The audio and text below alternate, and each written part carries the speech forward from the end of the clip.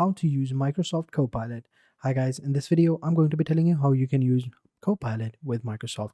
So let's get into it. So over here, as you can see, I'm on my Windows and you will be able to see the Copilot option right here at the bottom.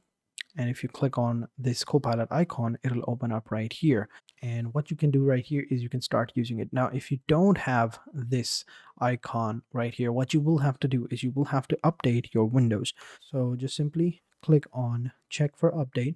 And over here, you will see if you are up to date. If not, just simply click on check for update.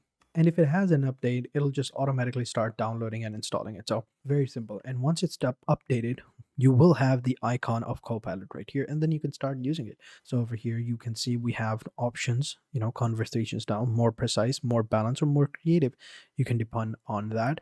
And if you want to get the pro version and get the most out of Copilot, just simply click on get Copilot Pro and click on next, and you can see it's going to be $20 plus applicable taxes every single month, and you can just simply go ahead and buy it from Microsoft itself. But most cases you won't really need this. You'll just simply can use it however you want. So over here are some suggestions. So let's say draw a cute animated 3D beige dragon. So let's see what it will do.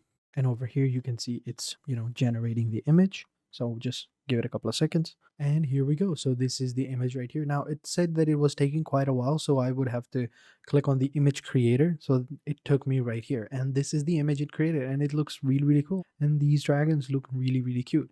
We can also, make it breathe fire as well. So if we just simply click on make it breathe fire, it should pop up over here.